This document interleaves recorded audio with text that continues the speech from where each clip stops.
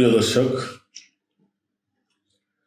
আপনারা ইতিমধ্যে শুনতে পেরেছেন জাতীয় নাগরিক পার্টি এনসিপিতে ভাঙনের সুর বাজতে শুরু হয়েছে, যা খুবই অনাকাঙ্ক্ষিত। জাতীয় নাগরিক পার্টির জ্যেষ্ঠ যুগ্ম সদস্য সচিব ডক্টর তাসনিম যারা ইতিমধ্যে পদত্যাগ করেছেন এবং তার পদত্যাগের পরপরই 30 জন শীর্ষ নেতা দলটির আহ্বায়ক নাহিদ ইসলামের কাছে লিখিত আবেদন করেছেন যাতে জামায়াতে ইসলামের সাথে জোট না করা হয়। এবং এ ঘটনার রেশ কাটতে না কাটতেই দলটির আরও শীর্ষ 3 জন নেত্রী ফেসবুকে রহস্যজনক পোস্ট দিয়েছেন।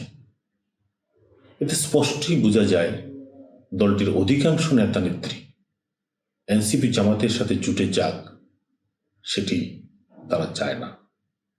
এটি মোটামুটি ক্লিয়ার হয়ে গেছে।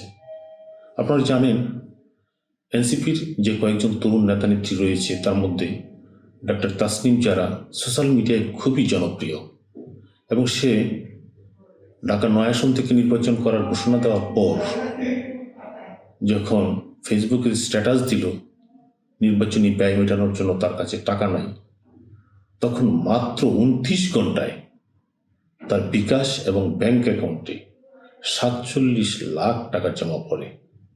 অতএব এতে করে সহজেই বোঝা যায় তাদের একটা জনপ্রিয়তা রয়েছে, তাদের একটা ভোট ব্যাংক রয়েছে। কিন্তু তাসনিম যারা যদি এনসিপি থেকে চলে যায় তাহলে এই দলটির ভবিষ্যৎ কি?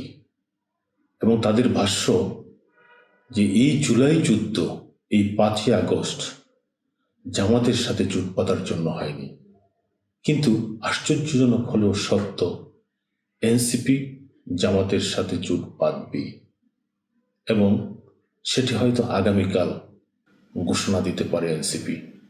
যদি তাই হয় তাহলে দেখা যাক দর্শক কোন দিকে যায় দেশের রাজনীতি আর এনসিপির অবস্থা কি হয়। প্রিয় দর্শক, আমরা চাই জুলাই যোদ্ধা যারা আছে তারা আমাদের মধ্যে অনেক দিন ধরে থাকুক, কারণ 5ই আগস্ট না আসলে এদেশের ভবিষ্যৎ কি হতো তা হয়তো কারোই জানা ছিল না। কিন্তু এনসিপি এত অল্প সময়ে ভেঙে যাবে, এত স্বল্প সময়ের মধ্যে এত বিভক্তি হবে, সেটি আসলে কাম্য নয়। সবাই ভালো থাকবেন।